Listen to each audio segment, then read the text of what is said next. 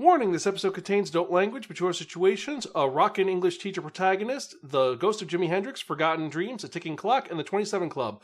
Remember to like, share, and subscribe. Listener and viewer discretion is advised. Spiraken Manga Review, episode 539. Hello and welcome to another episode of the Spiraken Manga Review. I'm your host Zan, saying konnichiwa, aloha, bonjourno, and what's up? Hope you're doing good out there and hope you're excited for another fun-filled episode of this awesome podcast you can find at www.spiraken.com. We're also on Facebook, Twitter, Instagram, Spotify, YouTube, and various other social media sites. Just type in SPIRAKN. I guarantee you'll find us one way or the other. And if you're watching on YouTube, remember to hit that like button, tell your friends, click on that subscribe button, and click on that bell for notifications for when we release new episodes. And with that in mind, let's actually get to it, because if you remember from that last episode, I spun that one, that only the Wheel of Manga, and it dictated to be that reviewing a pretty, well, let's just say it is an informative, educational, and insanely addictive story that was written by Yuko Osada and Kazuya Machida. And it was illustrated by Yuko Osada and published by Square Enix. Now, this has not been released in the United States as of yet because of some licensing issues, but here's hoping. If they're able to do JoJo's, they definitely could do this, but we'll get into the reasons why in a moment. This was released in Monthly Big Gagan magazine. The original run was 2013 to present, means it's still coming out to this day. There are 20 volumes right now. It is not complete yet, but it is a seinen series that is a supernatural music series that's original title was Shiori Experience Jimi na Watashi to Henna Oji-san, or it is known in English simply as the Shiori Experience. And the Shiori Experience, it is a mixture of slice of life, rock, and more importantly, supernatural with a mystery, and it all centers around a very unique and realistic concept. And what concept am I talking about? I'm talking about the 27 Club. Now, for those of you who are unaware, the 27 Club is it's an informal list of popular musicians, artists, actors, and celebrities that died at the age of 27 years old. And at first you're like, oh, that can't be that many. No, there's 73 and it's over time. And each one has died in a kind of horrifying way. The first was in 1892 with Alexandre Levy, which he was a composer, conductor. He died at 27 years, 68 days. Then someone who's more important to this story is Robert Johnson. We talked about him in Me and the Devil Blues all the way back in the 100s of this podcast. And he died at 27 years, 100 days, and he was a blues singer and musician. More importantly, he was known as somebody who sold his soul to the devil at the crossroads, and he became an amazing musician. And since then, there have been tons of people who've died throughout the years. That was 1938. In 1960, we had Rudy Lewis, who was the vocalist of the Drifters. He died at 27 years, 271 days of a drug overdose. You had Jesse Belvin, died 1960, 27 years, 53 days. He was an R&B singer, died of a car crash. Suspected that it was foul play, we're not sure. Then you had Brian Jones, the founder of Rolling Stone. He died of drowning at 27 years, 125 days. Then, of course, we have Jimi Hendrix, died 1970 of asphyxiation due to drug use. He was the lead singer, guitarist, and amazing icon of the Jimi Hendrix Experience. He died 27 years, 295 days. You had Janis Joplin, died 1970 of a drug overdose at 27 years, 258 days. Jim Morrison, the leader of the Doors, died of a heart failure, 27 years, 207 days. You had the founding member of the Grateful Dead, Pigpen, a.k.a. Robert McKieran, 1973, died of a gastrointestinal hemorrhage at 27 years, 181 days. You had the singer of Bloodstone, Robert Lee Durham, 1973, died of a horse riding accident, 27 years, 124 days. You had Kurt Cobain, famous founder of Nirvana and lead singer, died of suicide in 1994 at 27 years, 44 days. You had Andres Escobar, died 95. He was a football player, soccer player, footballer, died 27 years, 111 days. You had Tu Tran, Trini from the Mighty Morphin Power Rangers. She died in a car accident at 27 years, 263 days. Jonathan Brandis, from Neverending Story 2 and from Sequest. He's an actor. Died 27 years, 213 days due to suicide in 2003. You had Amy Winehouse, famous singer, died of alcohol poisoning 2011 at 27 years, 312 days. And then one of the later ones was Anton Yelchin, died 2016 to a car accident at 27 years, 100 days. All these people died at 27 years of horrifying ways. it wasn't like they all like that, oh, of natural causes. No, these are all horrifying. It's like car accident, murder, drug use, motorcycle accident, horse riding accident. And the last one was he got shot in a gang fight. He was a rapper from England. His name Tui Tuan.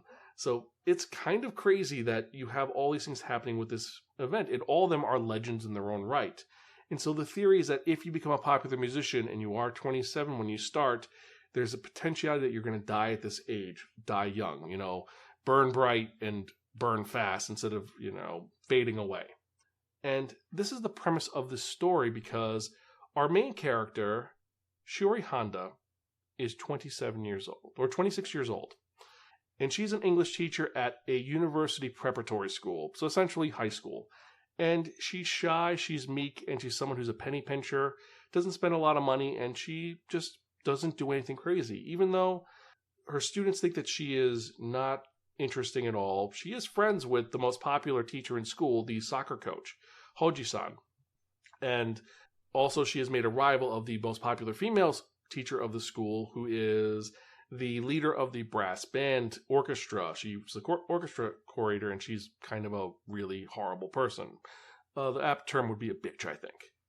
And you wonder, what is wrong with this girl? Why is she in this? What's her deal? Well, her whole thing is that when she was younger, her older brother Juji was a guitarist and was amazing and great, and inspired in her to be a rock musician. She had a band called the Crimson Koalas, and she was excited for things to go well. And unfortunately, her older brother ran away from home and ended up accruing a debt that her family has to pay of 20 million yen. They're still paying it off.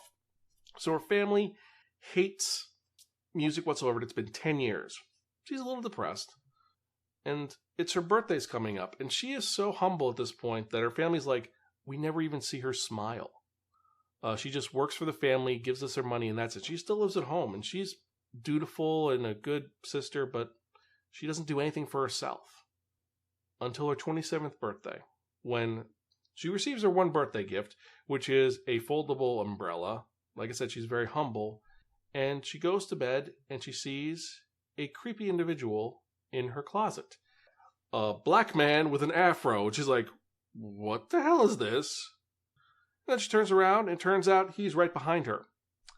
And she screams, her family shows up and is like, what are you screaming about? It's like, there's a black man in the house. And they say, go back to bed, because they can't see her.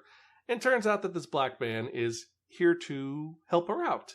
And he keeps talking about jacking in. She's like, what the hell does that mean? And this black guy looks oddly familiar. She's not sure where she's seen him from.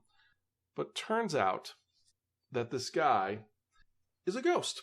And he's going to haunt her. And the day that he haunts her, the day after her 27th birthday, there is a huge event going on.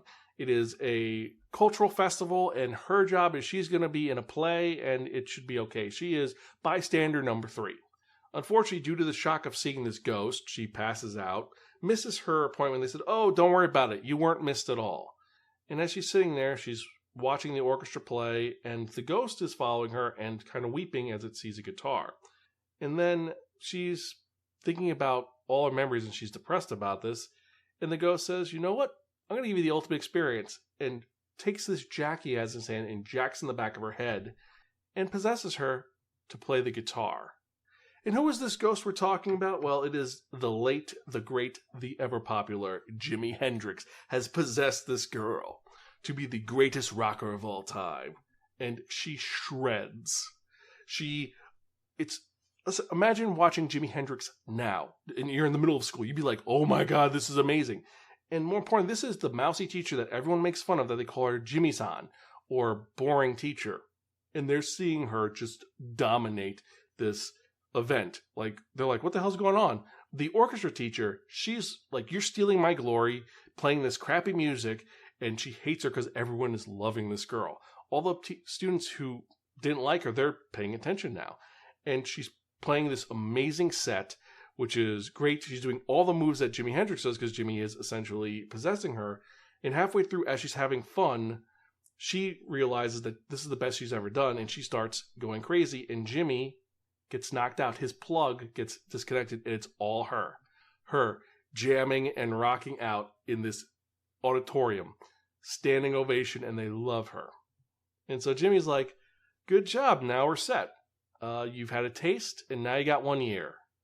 And she's like, what are you talking about? Why do I have 1 year?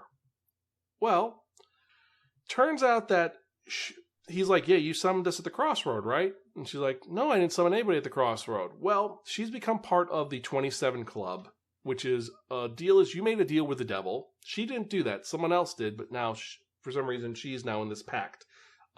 Jimmy was able to come back from the dead, and he's going to mentor her and teach her to be the best musician she can be. And she has 1 year, 365 days from her birthday, to become a legend. If she doesn't become a legend in that time, she's going to die. Kind of horrifying. And so this is her following her passion, becoming a rock star musician and learning what to do. And she embraces this because she wants to be a musician. She wants to kick ass. She wants to have fun. And it gets to the point where she's like, okay, I gotta do this, so let me get the band back together. And it turns out that her best friends who are in her band, one of them is now a mom, the other one is now a very high-powered real estate agent. They're doing their own thing. And due to some circumstances, she's able to revitalize her energy, show that she's still a rock star, and she ends up working with a student who got kicked out of the orchestra for really petty reasons, and they are going to start their band together. And like I said, this is the story of a lady who thought that she was not going to do anything, that she was very boring, becoming a rock star and inspiring other people to be the best they can be by enjoying the things that they love. This is a story of loving music, loving yourself, having a passion for a project, and more importantly, being the best you can be while loving what you do. And I've got to say, this series is awesome. It's fun, it's crazy, it's completely absurd, and the fact that we have this ticking clock makes it more fascinating. Every chapter ends with, this is how many days left until Shiori dies. And Shiori has, right now, I think they're at 200 days left, even though it's been over 10 years. So we're going to see what happens, but we're excited and we want to see her succeed because she has inspired so many people. Her, like I said, the first person is the girl from the jazz orchestra, who they say, you can't play anything, and she plays jazz and she does a great job. Next, we have a baseball player who is a drummer, ends up joining because reasons, we're going to get into that, and then some other members. And I'm not going to spoil any more, but this is a great series. The art style is well done, and there are so many references to music. You love it. And that is the problem with the series as well, because like I said, there is a licensing issue. And the licensing issue is that, unfortunately, there are so many musicians and actual music referenced in this series that there's no way it would get released in the US. They would have to change everybody's name and everything. And you can't do that because that obviously is Jimi Hendrix. You can't say that's Jimi Hendrix. You can't do that. It's literally Jimi Hendrix. Kurt Cobain shows up in the series, and you can't be like, that's not Kurt Cobain, that's just random guy. It's literally what the story's about. So unfortunately, I don't know if this will ever get released in the US, but this is one of those ones where I would love to see it released somehow, some way. I don't know how many musicians you'd have to pay off. I do know that one of the characters shows up, looks like Prince. And that already is a headache in and of itself because Prince was nuts. He's like, yeah, you can't use my image in anything for 40 years. So, yeah. So, art style's great. Story's great. The concept is ingenious because it's a revitalization of the Crossroads story for a modern era and giving a character a ticking time bomb. And there is a little bit of a romance subplot, but it's not the main focus. The main focus is the music, and I love that. The problem is that this is never going to get released over here, so you have to get it in the raw, get the raw manga in Japanese and translate it yourself. Or if one was inclined, one could go to Open Waters. But as a podcaster who supports manga, I would never, ever, ever say that you should look in Open Waters, ever. But for that reason, I have to give this amazing series that is so well done our second highest rating of Borrow from a Friend and Don't Return Unless Offered Pocky. It's really good. It is enjoyable, it is fun, it is exciting, and it makes you want to read more. And like I said, there are 20 volumes out, so there's tons of content. So, on the one hand, you should definitely support it by buying the manga itself in Japanese, but you should really check this out. It is amazing. If they make an anime, I would That would be amazing. But I don't think that's going to happen. Maybe a live action one. Who knows? We'd have to wait and see. But have you heard about this series? Have you even checked it out? Let me know. Email me, zanspiraken.com. I generally email back once in a while, or you can leave a comment down below. Let me know your thoughts on this series. Do you think that you would want to read a series about someone possessed by Jimi Hendrix and a bunch of other rock musicians? Let me know. And before I forget, let's talk about the question of the episode. The question is going to be, who's your favorite member of the 27 Club? What famous musician or actor that died at 27 did you think was the most impactful and awesome? I mean, I love most of the musicians on this. Robert Johnson, when I heard his actual music, it is amazing. Jim Morrison for the Doors, great. Hendrix, yes. Joplin, yes. But I'd say for me, just because I'm a millennial, it's got to be Kurt Cobain. I mean, come on. Kurt Cobain, yes, died of suicide, but man, Nirvana is one of the best bands out there. So that's my thoughts. But let me know. Email me, zanspiraken.com, or leave a comment in the YouTube comments. Let me know. Who is your favorite member of the 27 Club? Let me know. So with that in mind, let's actually get to the manga releases for the week. And we've got a bunch of them, so let's go to it. So starting off from the top, who was released this week? We got Yokai Watch Volume 22. Surprised Yokai Watch still coming out, but it's pretty good. You have The White Witch Doesn't Want to Raise the Hero's Level Volume 1, new series that just came out. Survival in Another World with My Mistress Volume 5. The Strongest Sage with the Weakest Crest Volume 16. Soloist in a Cage Volume 3. The Skull Dragon's Precious Daughter Volume 3. Shiori's Not Just a Cutie Volume 15. Shaman King Flowers Volume 6.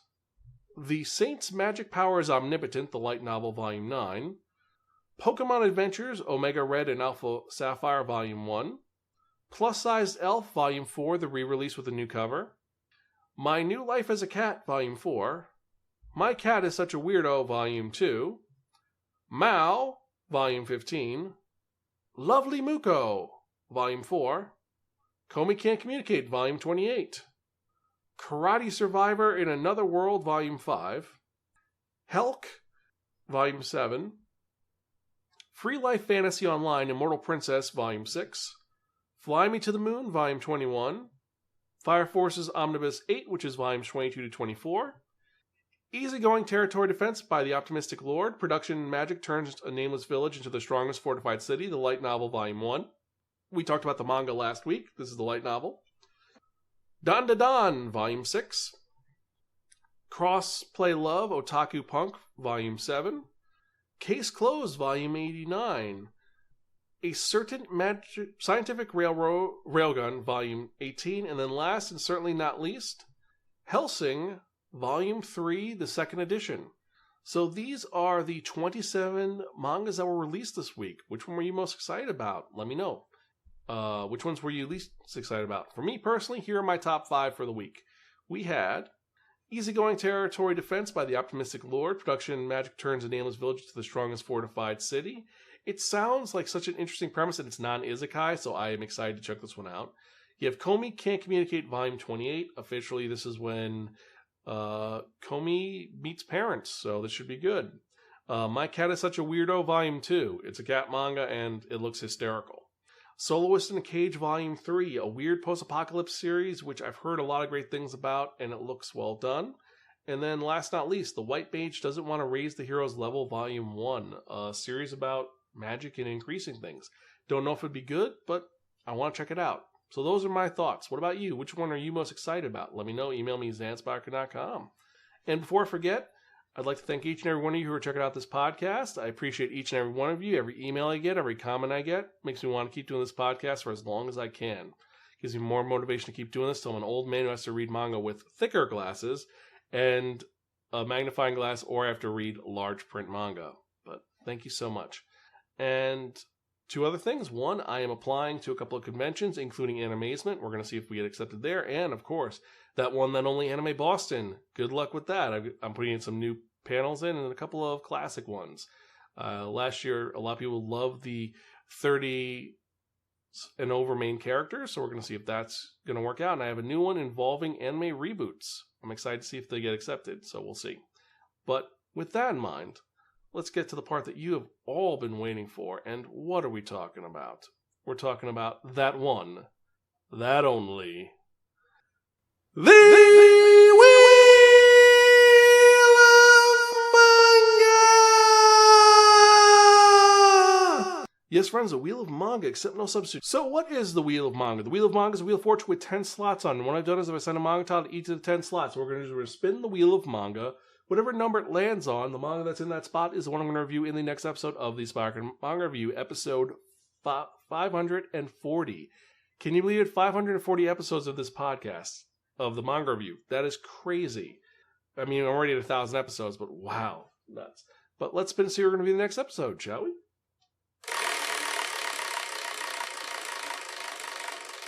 And also remember to like, share, and subscribe. Definitely check out the podcast, listen to some of our earlier episodes, and let me know your thoughts. And with the next episode, I'm reviewing Bocchi the Rock. Wow. Another rock musical one. That's kind of crazy. Guess it's interesting because I had so many others. I had Lupin on here. I had Team Phoenix on here, which had Atelier. Wow. All right. So I guess in the next episode, I'm going to be reviewing Bocchi the Rock. So with that in mind, as usual, I am your host, Zan. I'm Gonzville. Catch you guys next time, and keep reading manga. See you later.